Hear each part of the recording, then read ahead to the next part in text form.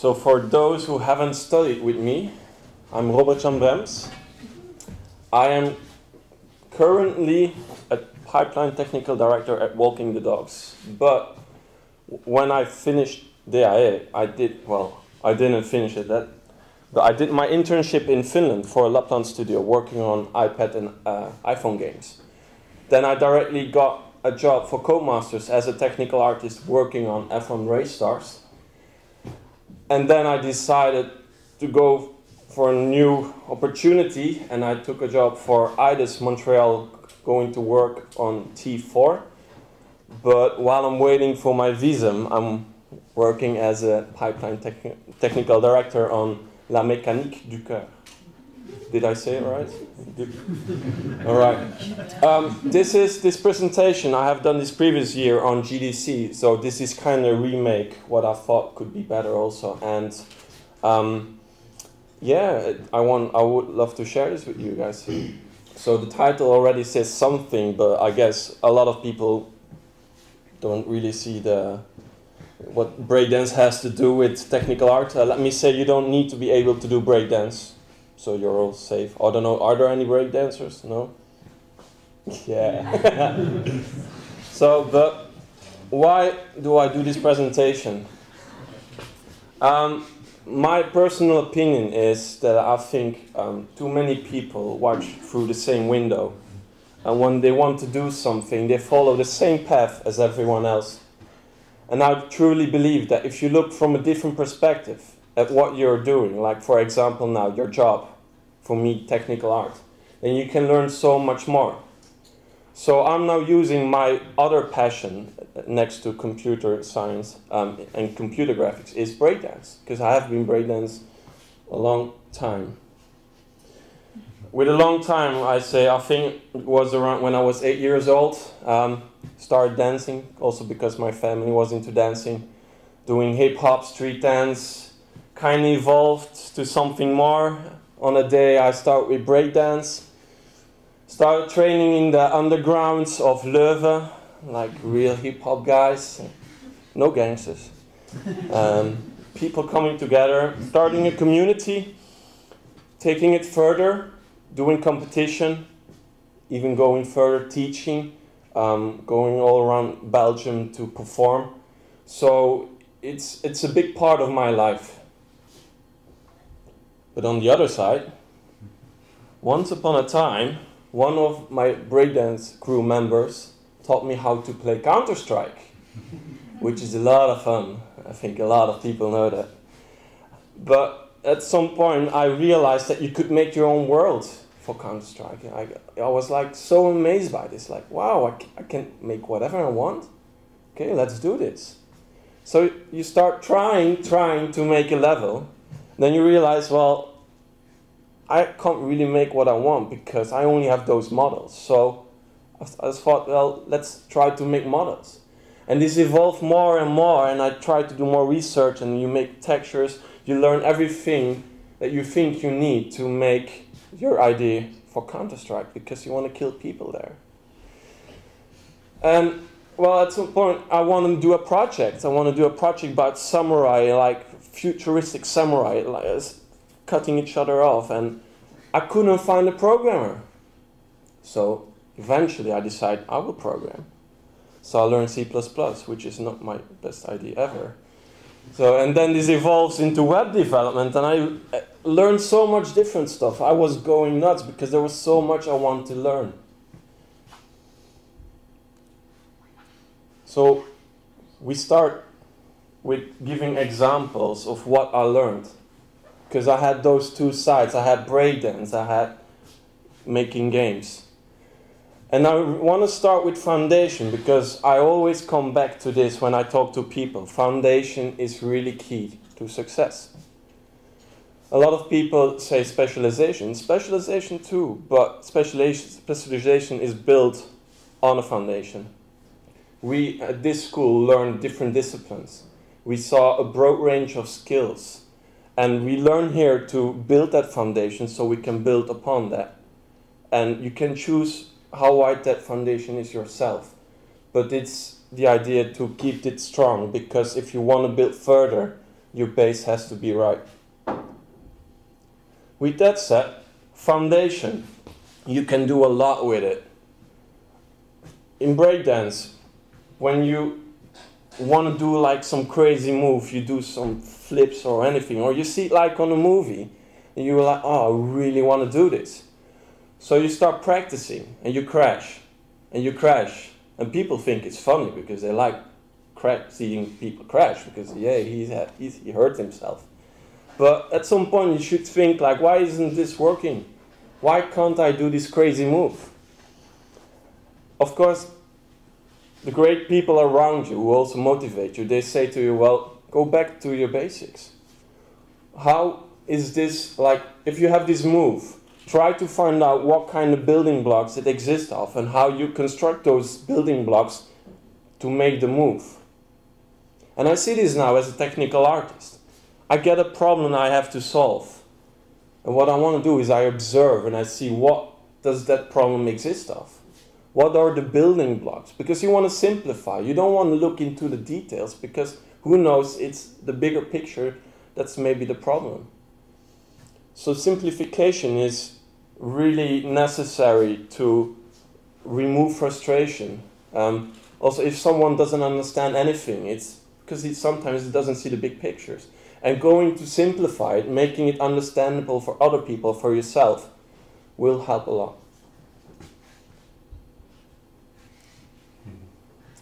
When I did competition, the right range of skills is also in breakdance. You have popping and locking, you have power moves, you have freezes, you have style, you have lower body work. There is so much to it. And again, it's the big picture. You have a wide range of skills you have to train on, build your foundation, so you can reply. You're in a breakdance battle, and you see someone in front of you, and he's going to do a move. Your next move would be to reply and see what he did. Because if he's going to turn on his head, what you can do is also turn on your head, but it has to be better. You have the choice whether to maybe turn more rounds on your head, but what more? What you could do is observe the guy and see what he can't do. Because you have, again, the wide range of skills, and there's some things that you can beat him with. That's why it's so important to have always train all those different skills so you can always reply on your opponent. But as a technical artist, I don't want to battle. I don't want to ruin the guy and say, I'm better than you, cry. No, what I want to do is being able to reply on the problems I have to solve. In game development, you have artists, you have programmers, you have designers. And I don't have to say to you, it's not always going well with communication there. So, because I learned those different disciplines, I experienced them myself. I can start from my foundation to start talking to those people. And if I have to simplify this process, I want to start with understanding the user. For me, it's when I want to solve a problem, someone comes to me, I want to understand what the problem is. Understand the user, because the user can experience a problem completely different. That's where it always goes wrong. Well, not always, but I think it's kind of true when we say, like, if a programmer has to solve something that an artist thinks, it can go wrong really easily. So if I want to be the user, I'll have to do it myself. So that's, again, being the user. First, because of my foundation, I understand already what he is doing, what his task is, what it all complies out of. But then I'm going to be the user himself. I'm going to ask that guy who has a problem to explain me in his own words how I can experience that problem myself. So I can eventually build a tool that's going to remove the frustration or going to push his abilities or solve whatever problem is necessary so we can get the best quality and that person is happy. Because a happy person will give a happy end product. Well, I have met so many people with breakdance. This is one big community, such different personalities. And you don't really realize it when you're in between. for me, when I started breakdancing, I was a very introvert guy. But then I started dancing, and you have to express yourself. You have to be able to go into the circle and start dancing, and it takes something from you, and you evolve into a more extrovert guy. I think I'm extrovert. I think so. Yeah. So it's because of that. I saw my own evolution in it, and I realized all the people around me, they react differently, they think differently, they dance differently, because the body also says a different story. And you see it when you compete with people, when you perform with them, that they react differently, they dance differently. But what are all a group of different personalities? At some point it can become a team. A team of team players, not only in breakdance, like the breakdance crew, you represent your group, but in a game development group, you represent the group is going to make the most awesome game ever. It is really, really important that you think like a team, because you can't do it alone. You maybe think you can do it, but you will see it in the end result. It's also the power of the people around you. They have a different kind of knowledge that you can use, you can combine and create something. Again, I really want to emphasize that be aware of different personalities, because, again, we all have our different story, we all communicate differently, and only when we are aware of it, we can make use of it. Body language. Dancing. Dancing is movement. It's not speaking. I once read in an article that we only understand 30% through using words of the message we want to send. But there is still so much more we can read from the body itself. For dancing, you want to say sometimes a story, and your body, the way you move, the way you express yourself, your facial expressions, they're going to tell the message they want to bring over to anyone. And this is a way of communicating that we all share as humans, but we're not always aware of it. And it's such a powerful tool to communicate. Attitude. I have to say, when I first showed this picture to friends, they all said, "You got like a belly." I'm like, well, thank you, but that's not what I want to show. I like that you share, but you didn't have to share that. Attitude. Do people really think about this? I once talked again with my colleague, and I want to know, because I'm a bit too curious, like, why did you hire me? And strangely enough, he mentioned, like, because you got a really good attitude. And I was really surprised by that. And I thought again, like, well, wait a second. It's attitude you also need in dancing. If you're going to compete, you have to be the guy who's going to be dancing there, representing himself. You're going to show why you are there, and you're not going to mess. You're going to win. He's going to lose. You're going to win. And if you want to get something done as a technical artist, because it's all kinds of problems, maybe not even as a technical artist, a designer, you all get all different kind of problems, social, technical, artistic. But you need to be able to like say, bam, I'm going to do this. You're going to help that person, whether he's maybe, you have to say it 5 times again and again. There's maybe a reason for it.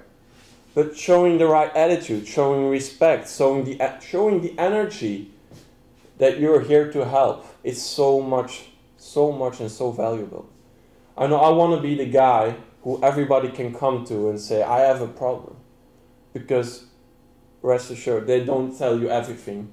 They don't tell you always when they have a problem. Sometimes you have to observe it. Again, with the body language, you can use it to see, like, there is a problem there. He never told me, but I see it to the way he moves. It may sound ridiculous, but there is a truth behind it. It's not an exact science, but there is so much more behind it. And I really want to invite you guys to really think about it and use it. And maybe you will see something that you never thought about. This is for me the symbol of my fear of failure.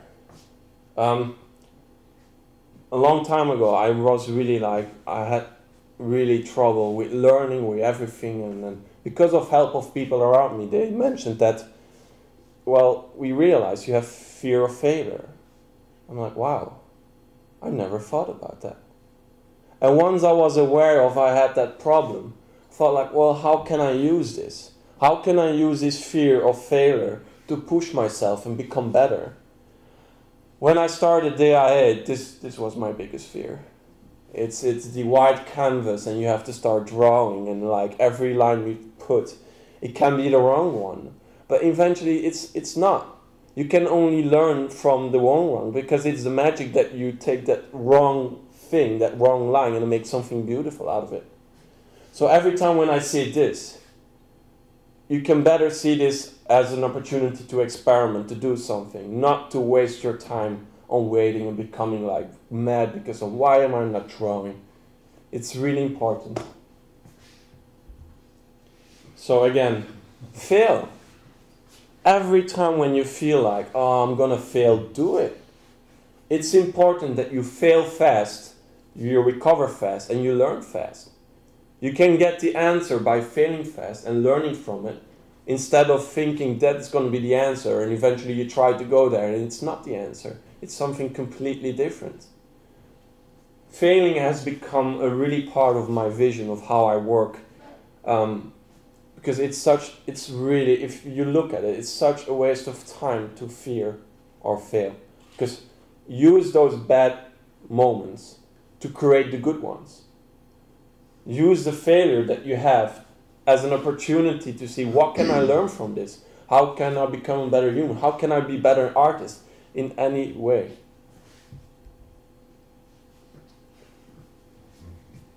You do not know what you do not know.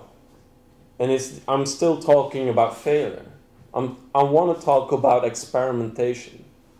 If you don't know what you don't know, and you don't know, you want to experiment, you want to fail as fast as possible to learn from your mistakes and find out what you didn't know. Because there is a lot we are not aware of. We're not capable of it. There is so much more in the world. So we have to fail to find out. So really, experiment. Find out what you do not know. But this is someone from DIA who painted this. I'm gonna give you some time to think about who it is. And maybe you recognize me, yeah? Alright. I like it a lot. I don't have it in my bedroom, sorry. Yeah. Tool development.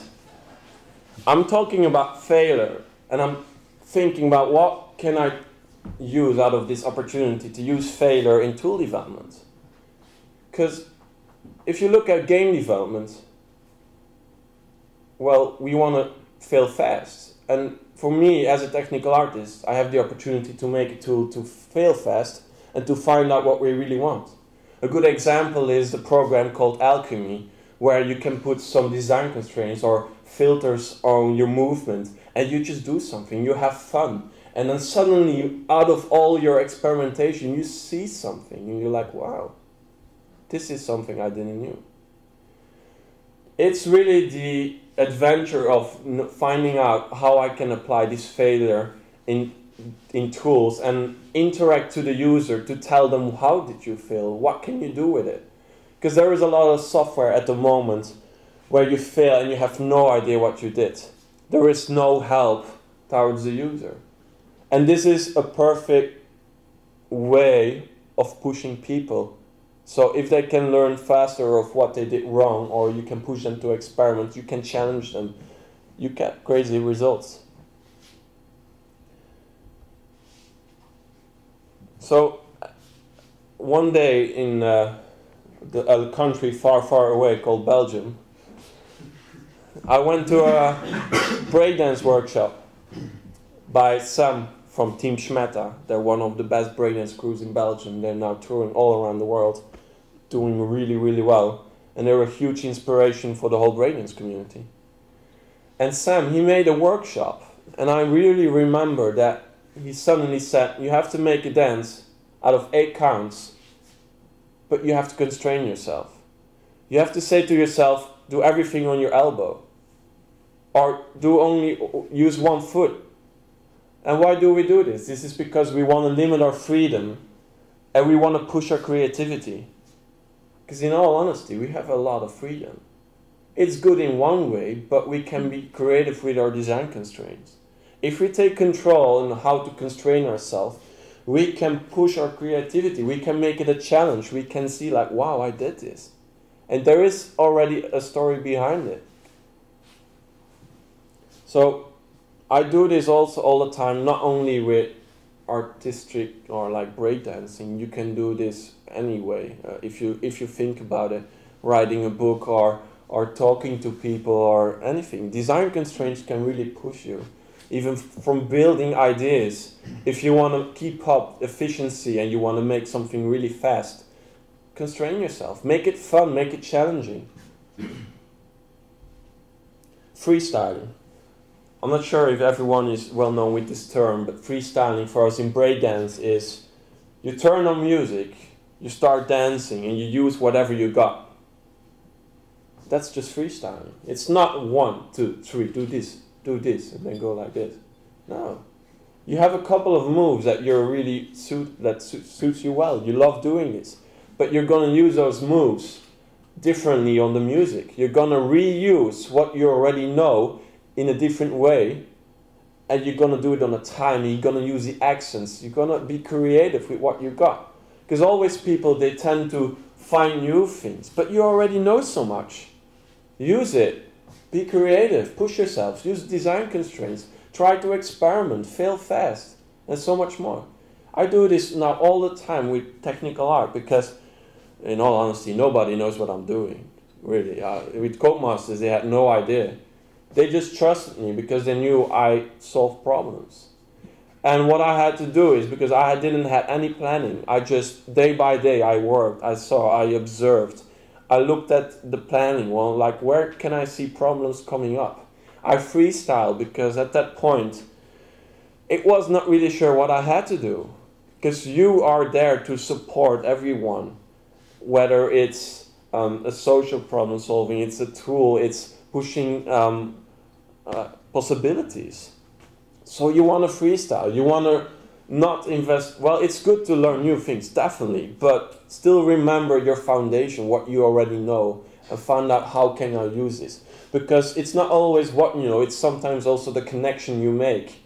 And the connection you make can be related to the music you use, the people you work with, the project you're working on. So I want to end this, and I want to these are the examples I used.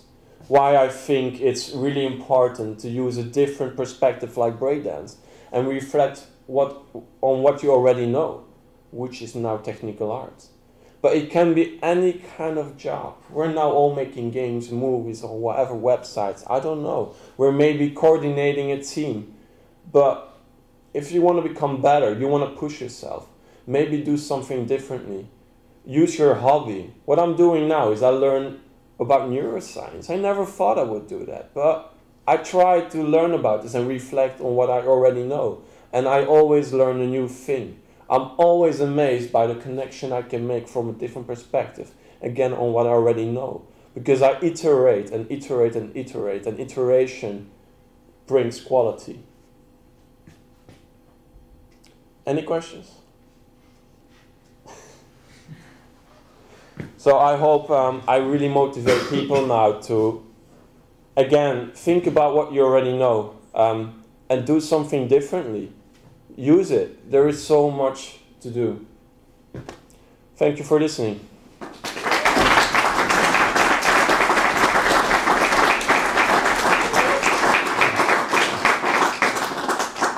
No, seriously. Any questions? No.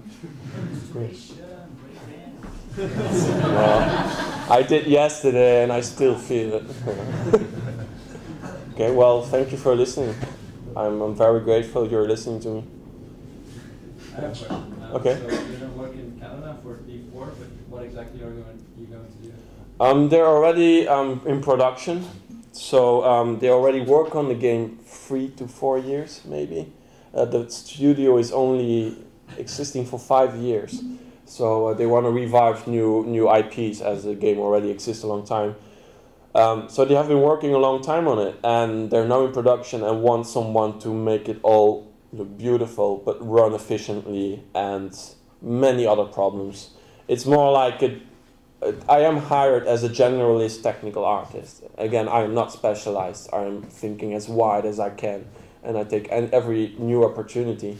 So I can't give you a direct answer. I would love to, but they were as vague as any technical artist can be in that way. It's gonna be a new adventure. That's it. I know I will have to finish the project as good as possible, and I will try to do my best with that. So yeah. How long is the development going to last? I have no idea. I think they will release next year, but you always know with games, you never know. I'm just gonna have fun there. Yeah. So. What made you want to become a technical artist? I never really chose for it. In all honesty, I want to be an animator. Because I love movement, I love breakdance, I love expressing, but I found out that people appreciate my work as a technical artist, and I quite enjoy that a lot. I do this out of respect I get from the people around me, because I learn from the people around me, and I think if you can make it a collective happening, it's so much fun. And it's really the respect I get. I once made this tool, Solo Shader 2, with Laurens Corin. He's also a ex-DA artist. We released it for free, open source, open for feedback. We listened to all the users on Polycount and that, whatever. And, you know, I went to GDC San Francisco, and I went to this meeting of Polycount, and I said to them, I made this. They started screaming at us girls. I'm like, wow. I never thought about this. Or I go to this bar and I give business cards, and this guy talks to me and he says, can I give you a hug? So I'm like, why? So I'm like, well, I'm from Brazil, and we use this to experiment with shaders and how they can play with it to see what it does. And they thought this is really designed for the user, which was our goal. We want to design something that was really suited for an artist to play with. Because in the end, we want to know how an artist thinks. And that's again another opportunity. Like, I really love my job. I really love technical artists, because it's not only the respect, it's not only helping people, but it's so wide. I worked once, a friend, he sent me a job offer for BMW. They search for technical artists, because they're making this really futuristic car with the UI, and they need someone with an artistic eye, but also the technological knowledge. And this is gonna change. This is really, the industry is expanding so much. Technical artists everywhere. It's now Google. All the big companies are trying to hire them because they see the result. I try to push everyone in the company to do, if they're an artist, to try scripting. If they're a programmer, try drawing. Because if it only helps understanding other people or just looking from a different perspective on what they already know, it's a good thing. And I like the fact that I can make a difference out of it because people listen to me. So that's why I'm still a technical artist, because I really love it, but still I like animation too. Yeah.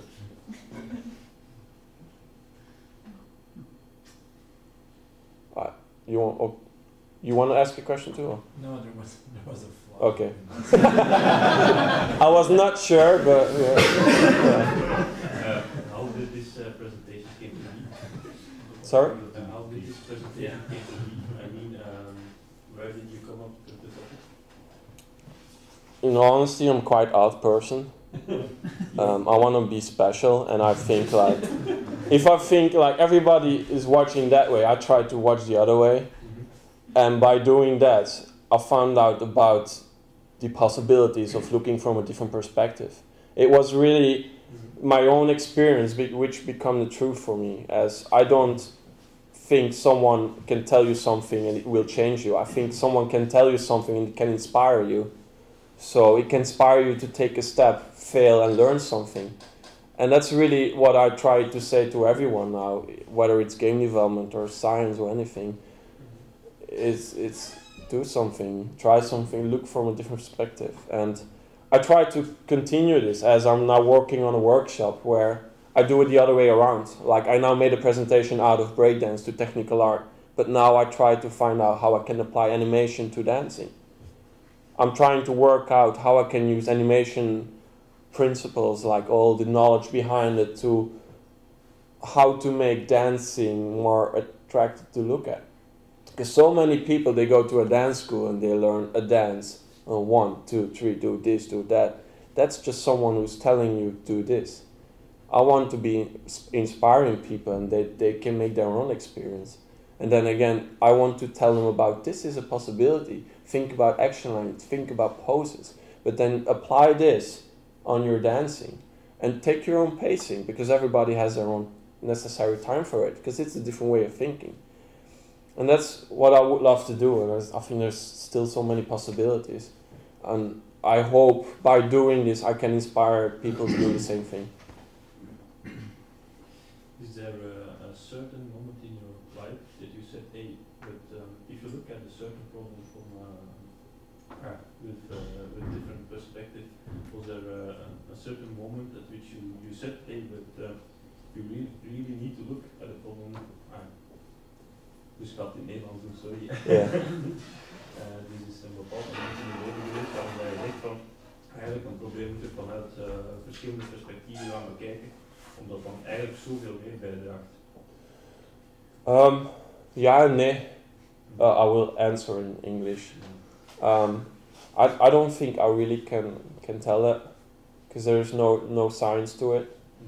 I would love to say yes, but I'm not confident with it. I don't think I really have the right to say yes, because it's something I believe in, and who knows, I am maybe wrong. But so far it helped me a lot, and I see people listen to me and be inspired to it. So I would like to think it is some truth, but it's just one truth. Maybe there's something else. But yeah, you know, you have to choose, you have to take one step anyway. And for me, the step was looking from a different perspective. And as long as it makes me happy and it brings results, I'm gonna do that. Otherwise, I have to look the other way and do something different. How did you ever get to speak on the GDC? I mean, where did the opportunity come from? I just did it. Really. I did, well, I can say it cost me to go to San Francisco, GDC, cost me £2,000, which is a lot of money. And I think it's still a good investment. But I want to find a way to not pay it. And I was like, well, I'm really bad at writing, so let's write something. Because I'm afraid of it. Same as drawing, I'm afraid of it. So I thought there's an opportunity to learn. So I wrote something. And I do it quickly because I want to fail quickly. So what I did, I sent it to some people I knew, or just random people, or I talked about, like, I go to a coffee shop and there is someone who talks to you suddenly, and you're explaining what you're thinking, and you start to build and build and build, and eventually I had something, wow, I'm proud of this. And people say, like, yeah, it's very interesting. Send it. So I'm like, yeah, sure. I only work 1 year in the industry. Yeah, they're really going to believe me. Bam, I got an email a couple of months ago. I'm like, wow, this is another proof for me that you can do whatever you want in life. There is no one who can tell to you, you can't do this. Don't listen to them. Do your own steps, because your own experience will be your own truth. That's why I learned now neuroscience. I never thought I would do that. It's just, maybe there is something. So we can expect you to give a lecture on neuroscience somewhere. I would love to do that. I found out there is a conference in America about neurogaming. I'm like, wow. And Valve is into it, and all, like, taking your pulse and your brain waves and then use this to control a game to give some different input. So yeah, I would love to do that. Or like a prosthetic who's gonna hit you all the time. Say, wake up, wake up. Yeah, sure.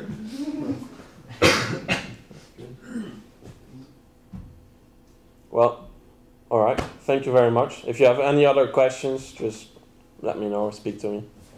Thanks.